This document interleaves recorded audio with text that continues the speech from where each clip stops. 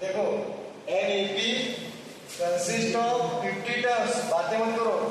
AP consist of 50 terms, मतलब total term कितने रे?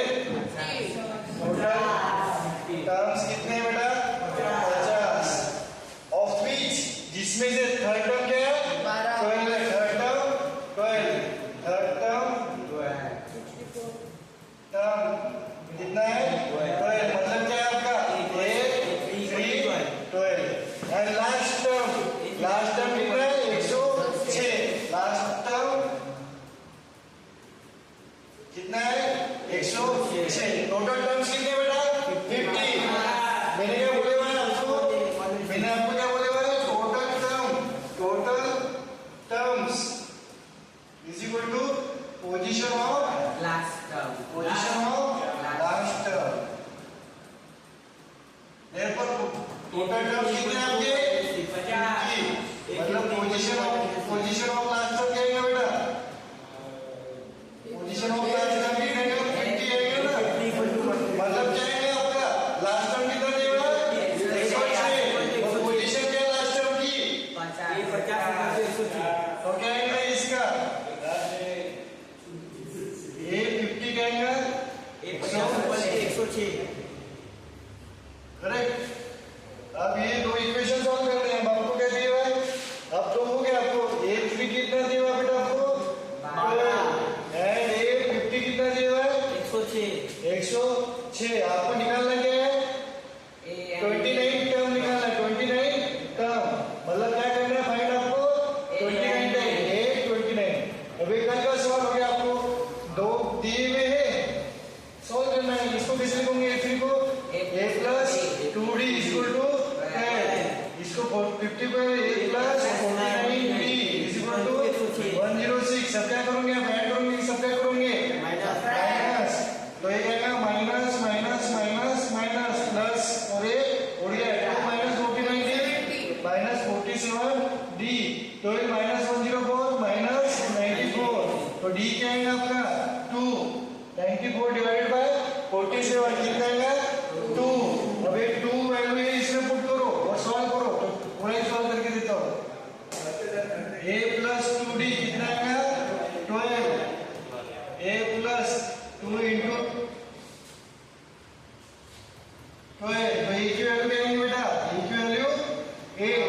12 minus 4 8। अब A की वैल्यू होगी, D की वैल्यू होगी। अब आपको क्या निकालना है? 29 मतलब A plus 28D। तो कितना है ये? A कितना है? 2 plus 28 into 2। तो कितना है? तो कितना है ये? 64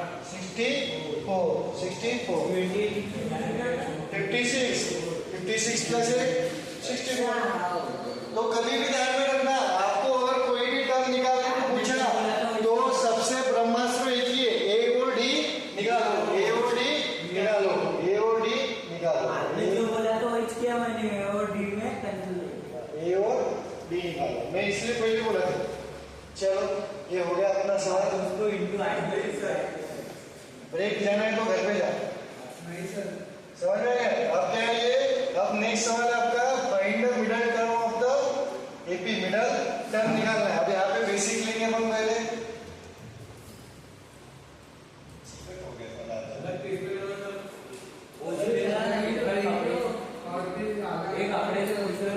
पूछा मैंने, आगे पूछा सर कॉलिंग तो कॉलिंग से खराब हो गया।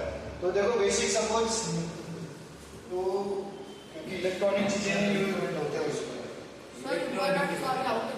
सर 2 4 6 8 10। ये कोई भी एक सीक्वेंस है। किती मत असो, इसमें का मिडल टर्म क्या है? बदल दो चौधरी 6। मिडल टर्म कैसे निकाला बेटा आपने? मिडल टर्म कैसे निकाला आपने? कि इधर से भी उतने ही नंबर और इधर से भी उतने नंबर, LHS से भी सेम होने चाहिए और RHS से भी सेम। इसके इधर कितने हैं? 2, इसके इधर भी 2। एक और है क्या मिडल? नहीं, क्योंकि इसके इधर 1 और इसके इधर 3 6 है। इसके इधर 2, इसके इधर 2। तो ये मिडल टर्म। मिडिल टर्म कैसे निकाला? दो कितना है यहाँ पे नंबर ऑफ टर्म्स कितने बेटा? बीच का इवन। अगर इवन आपका नंबर ऑफ टर्म्स अगर आपके ऑड रहे, अगर आपके नंबर ऑफ टर्म्स ऑड रहे तो मिडिल टर्म कौन सी आएगी आपकी? मिडिल टर्म कौन सी आएगी बेटा आपकी? मिडिल टर्म आएगी आपकी कौन सी आएगी बेटा धीरज? m+1/2 टर्म वाली आएगी। क्या m+1/2 वाली टर्म आएगी, राइट? अगर आपका ये पहला कंसेप्ट, दूसरा कंसेप्ट कि सपोज अगर आपका 3, 6, 9, 12, 15 और 18, अब इसमें मिडिल टर्म कौन सी रहेंगी? इसमें मिडिल टर्म कौन सी रहेंगी? 12 अब देखो 12 रहा, सपोज आपने 12 सिलेक्ट किया तो इधर 2 इधर 3, अगर 9 सिलेक्ट किया तो इधर 2 इधर 3। तो जब आपके नंबर ऑफ टर्म्स इवन रहते, जब नंबर ऑफ टर्म्स इवन रहते तो आपके 2 मिडिल टर्म बनते। कितने? 2 मिडिल टर्म। क्या है? नंबर ऑफ टर्म्स अगर आपके नंबर ऑफ टर्म्स कितने यहाँ पे even, number of terms even रहे तो मिडिल टर्म्स क्या आएंगे? मिडिल टर्म्स 2 आएंगी। 2 कौन कौन सी आएंगी बेटा? n/2 टर्म है, n/2 प्लस 1, n/2 दोनों में प्लस करना है क्या? n/2 and n/2 प्लस 1, मतलब n/2 वाली ये उसके जस्ट आगे, तो प्लस हो गया। ये हो गया आपका बेसिक। अब यहाँ पे क्या बोल रहा है वो? Find the middle term. Middle term मतलब कौन सी मिडिल टर्म होंगी इस सीरीज में की? कौन सी मिडिल टर्म होंगी ए सीरीज में की? तो मेरे को बताओ, कोई भी टर्म निकालने के लिए आपको क्या चाहिए? पहले ए एंड एन पता होना चाहिए, ए और डी पता होना चाहिए। तो आपका सीक्वेंस क्या है बेटा? आपका सीक्वेंस क्या है? ए है 17 और डी है 7, 30, 90, ये आगे चलते हुए 247। तो यहाँ पे ए आपको क्या निकालना है? मिडल। ए क्या आपका? 7 और डी 6, राइट? अब आपको क्या बोल रहा है? Middle term. और मिडिल टर्म ये कौन सी? उसकी पोजीशन पता है क्या आपको? पोजीशन पता है क्या? आपको मिडिल टर्म निकालने के लिए, कोई भी टर्म निकालने के लिए फॉर्मूला क्या आपका? a plus n-1 into D. अब यहाँ पे आपको a पता है, d पता है, बट n पता है क्या? उसकी पोजीशन पता है क्या आपकी? पोजीशन पता है क्या आपको उसकी? नहीं। पोजीशन पता है क्या? नहीं। तो सबसे पहले क्या करना पड़ेगा आपको? पोजीशन पहले निकालना पड़ेगा, पोजीशन निकालना पड़ेगा। So first we have to calculate निकालना पड़ेगा position of the middle term, right? Position of middle term, position of middle term। but position of middle term कैसे निकालोगे आप? पोजीशन ऑफ द टर्म कैसे निकालोगे? पहले आपको नंबर ऑफ टर्म्स पता होने चाहिए ना।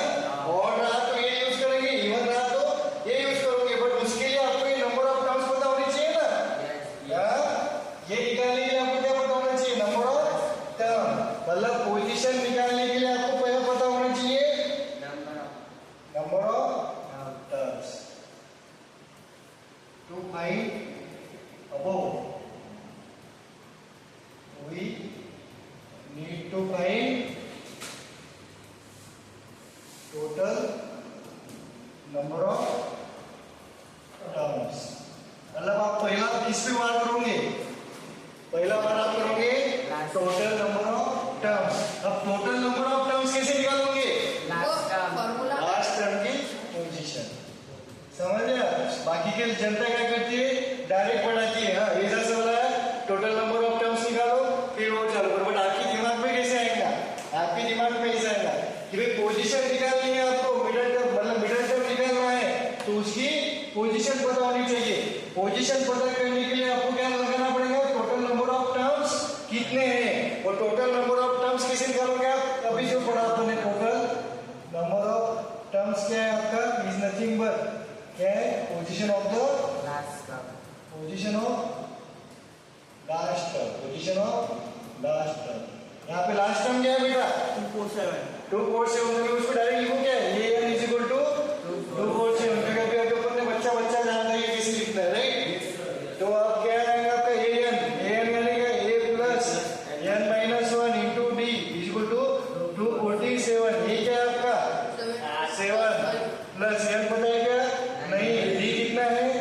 6 इज इक्वल टू 247। तो क्या आएगा? 7 plus 6 into N 6n minus 6 is equal to 247। ये सॉल्व करोगे क्या आएगा? 7 minus 6 1 plus 6n is equal to 247। ये इधर लेके जाओ तो क्या आएगा? माइनस मतलब 246। तो ये क्या आएगा? 246/6 मतलब ये क्या आएगा? मतलब कितने टर्म से टोटल? टोटल कितने टर्म से? 41। टोटल नंबर ऑफ टर्म्स कितने बेटा? टेन पर टोटल नंबर ऑफ टर्म्स कितने बेटा? 41। मतलब आपका मिडल टर्म कौन सा आएगा? मिडल टर्म यहाँ पे क्या बेटा आपका? 41 और इवन है। अगर ऑड ध्रुव चौधरी अगर ऑड ना तो मिडल टर्म का फॉर्मूला क्या है? n प्लस 1 अपॉन टर्म जो रही आपकी मिडल में n प्लस 1 क्या है? 41 प्लस 1 अपॉन 2 42 डिवाइडेड बाय 2 तो 21 टर्म आपकी कौन सी रहेगी? मिडल टर्म रहेगी। 21 टर्म आपकी कौन सी रहेगी? Middle term. आपको पोजीशन पूछा है क्या मिडल टर्म की? आपको टर्म कौन सी है वो पूछा है, टर्म्स कौन सी है वो पूछा है। तो क्या आएगा बेटा? धैर्य मिडल टर्म क्या आएगा? देखो मिडल टर्म क्या आएगी आपकी? मिडल टर्म क्या आएगी? A21। ये आपको निकालना है। तो क्या आएगा? A21 क्या आएगा आपका? A plus 20D। ये क्या है आपका? 7 और 6 7 प्लस 20 इंटू 6 120 मतलब 127 will be the middle term of your therefore। इसका आगे लिखना therefore the middle term is 127 समझ में आ गया? एक बार वापस में बताता हूँ सवाल पूरा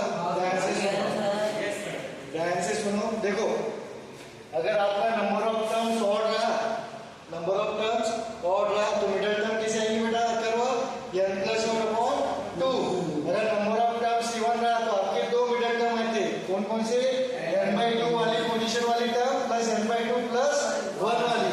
अब आपको क्या पूछा है? ये सीक्वेंस आपको दिया है 7 13 19 to 47। अब आपको पूछा है मिडल टर्म कौन सी है? मिडल टर्म कौन सी है?